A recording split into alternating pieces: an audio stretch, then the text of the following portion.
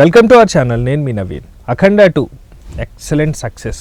ఎవరు ఎన్ని అనుకున్నా ఆడి నోట్లో పడితే నాశనమే అనేవాళ్ళ చేత కూడా అలాంటి వాళ్ళ నోట్లో పడిన తర్వాతే సూపర్ సక్సెస్.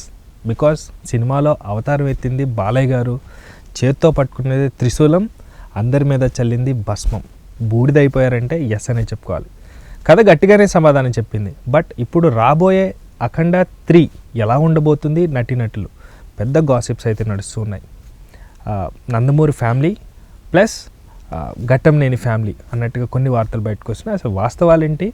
ఆ వాస్తవాల లేకపోతే వెనకాల ఏమన్నా ట్రోలింగ్ గురవుతున్న అంశాలని తెలుసుకోవడానికి మనతో ఉన్నారు సినీ అనలిస్ట్ హేమసుందర్ గారు. సార్తో మాట్లాడదాం. నమస్తే అండి.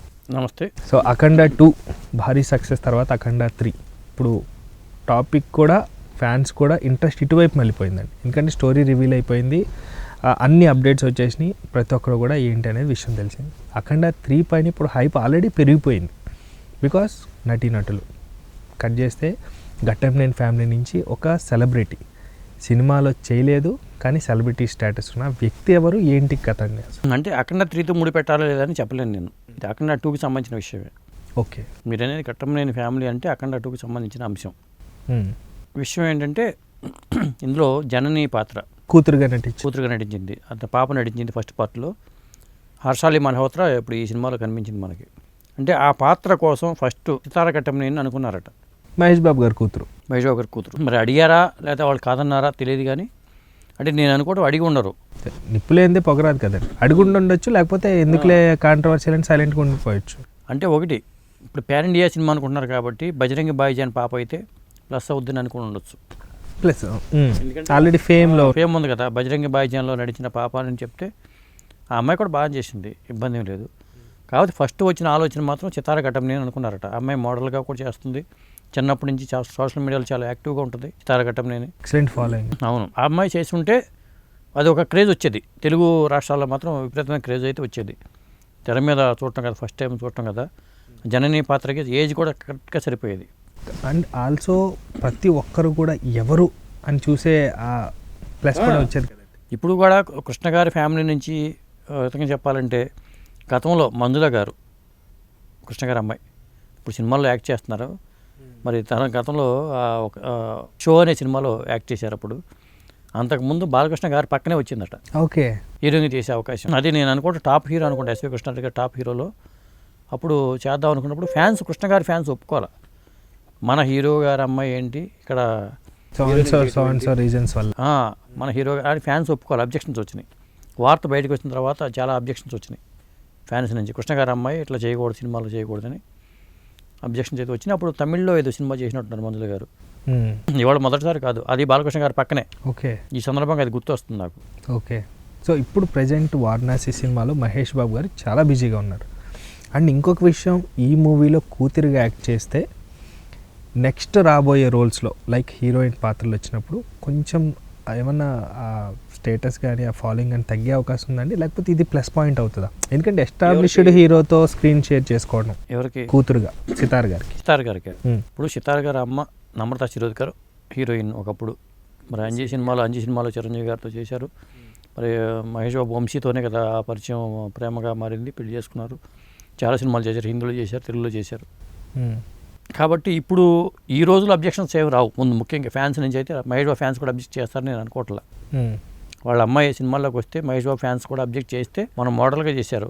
ఇవాళ అందరు పిల్లలు చేస్తున్నారు యాక్టివ్గా, ఏదో రూపంలో నిర్మాతలుగా ఉంటున్నారు, లేదా సినిమాల్లో ఉంటున్నారు. కానీ ఈవిడి దారి చాలా సపరేట్గా ఉంటుందండి, చాలా హుందాగా. చిన్నప్పటి నుంచి కూడా ఎలా చెప్పాలంటే బాగా మలిచిన ఒక మల్లితీగలాగా తన లిమిట్స్లో ఉంటూనే ఆల్రెడీ కొన్ని బ్రాండ్స్కి అయితే ఆవిడ ఆల్రెడీ. ముఖ్యంగా మహేష్ బాబు గారి పోలికలు ఎక్కువ ఉంటాయి ఫేస్ కట్స్లో.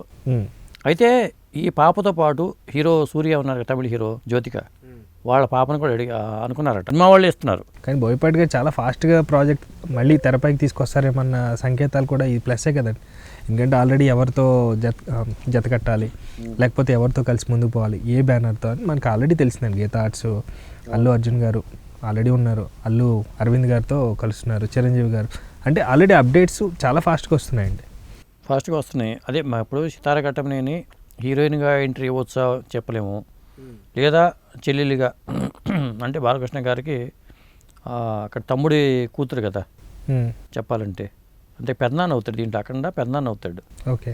సినిమాలో. కానీ అది ప్లస్ పాయింటే అవుతుంది కదండి. ఇప్పుడు నో చెప్తే స్క్రీన్ షేర్ చేసుకోవడానికి ఒకంత ఏదో రీజన్స్ ఏవైనా కానీ ఉండే రోజుల్లో బాలకృష్ణ గారు అనేది హుందాతనం పెరుగుతుందండి. యాక్ట్ చేసినా చేయకపోయినా ఆ రోజుల్లో ఎన్టీఆర్ గారు అని మీరు ఎన్నో సందర్భాలు చెప్తారు.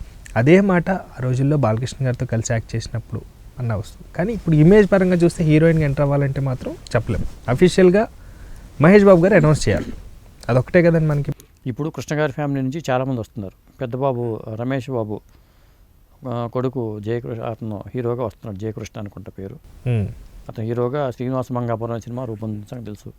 వాళ్ళ సిస్టర్ కూడా సినిమాలోకి వస్తున్నారు. కాబట్టి రమేష్ బాబు గారి కూతురు ఫ్యామిలీ నుంచి ఇద్దరు వచ్చేస్తున్నారు ఆల్రెడీ.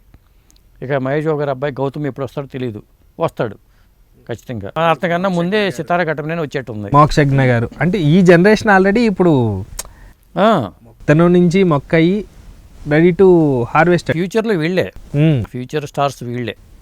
ఎందుకంటే వారసులే కదా. ఇప్పుడు గతంలో ఉన్న వాళ్ళు ఎవరో కూడా లేరు, కొంతమంది వెళ్ళిపోతున్నారు. టాప్ హీరోలు అనుకున్న వాళ్ళు రామారావు గారు లేరు, నాగేశ్వర గారు లేరు, కృష్ణరాజు గారు లేరు, కృష్ణ గారు లేరు, సోనబాబు గారు లేరు. ఐదుగురు అప్పుడు హీరోలు, ఐదుగురు లేరు. వాళ్ళు వారసులుగా చాలామంది ఇండస్ట్రీలో ఉన్నారు కదా. ప్రభాస్ గారు ఇంకా లైన్ వచ్చేసింది, అది వేరే టాపిక్. అదే కాకపోతే ఫ్యూచర్లో వీళ్ళే ఉంటారు, ఉండే అవకాశం ఉంది. ఎందుకంటే ఒక మెగా ఫ్యామిలీ నుంచే 11 మంది ఇప్పుడు ఎంతమంది ఉన్నారు వారసులుగా వచ్చిన వాళ్ళు. ఇప్పుడు నందమూరి ఫ్యామిలీ నుంచి కూడా కొత్త నందమూరి తారక రామారావు 1, నందమూరి తారక రామారావు 2, నందమూరి తారక రామారావు 3, ఇలా వరుస పెట్టి కొంతమంది వచ్చేస్తున్నారు. ఆల్రెడీ మెగాస్టార్ గారు బ్రదరు కొడుకులు అనే రేంజ్ నుంచి మెగా కాంపౌండ్ అయిపోయింది. అది మెగా కాంపౌండ్ అంటున్నాం ఇప్పుడు. మెగా కాంపౌండ్ అంటున్నాం. ఎవరికాళ్ళే నందమూరి కాంపౌండ్, మెగా కాంపౌండ్ వాళ్ళు కట్టేసుకున్నారు. అల్లు కాంపౌండ్, ఇలా కాంపౌండ్ వాల్స్ కట్టేసుకున్నారు ఎవరికాళ్ళే. ఆ కాంపౌండ్ అనే పేరు వచ్చింది. పెరిగిన కొద్ది ఏమవుతుందంటే కాంపౌండ్ అనే మాట వాడేస్తున్నారు. అది ఫైనల్గా ఇప్పుడు అఖండ 3లో అప్డేట్ మహేష్ బాబు గారు ఇవ్వాలండి, లేకపోతే ఇది ఆల్రెడీ సెట్స్? మహేష్ బాబు గారు అయితే ఏమి ఇవ్వరండి. వాళ్ళ అమ్మాయి ఇష్టానికి ఆయన పిల్లలతో చాలా ఫ్రీగా ఉంటారు, ఇంట్రెస్ట్, ఫ్యామిలీతో ఎక్కువ టైం గడుపుతారు. ఆ తరహా వెంకటేష్ గారు ఎట్లా ఉంటారో ఫ్యామిలీకి అంత ప్రయారిటీ ఇస్తారు. అంటే మిగతా హీరోలు ఇవ్వట్లేదని కాదు, వీళ్ళు ఎక్కువగా ముచ్చటగా అనిపిస్తుంది. ముచ్చటగా టూర్స్, ఫారిన్ టూర్స్ వేయటం కానీ, ఫ్యామిలీస్తో వెళ్ళిపోవడం కానీ ఇవన్నీ జరుగుతూ ఉంటాయి. వాళ్ళకి ఉన్న స్వేచ్ఛ బాగా ఇచ్చారు మహేష్ బాబు గారు. చిరంజీవి గారు కూడా అట్టాగే ఇచ్చారు, పిల్లలకి అంత స్వేచ్ఛ ఇచ్చారు. చిరంజీవి గారు కూడా ఇచ్చారు అట్లా. Okay right, thank you sir, thank you so much. Thank you అండి. Thank you viewers, bye.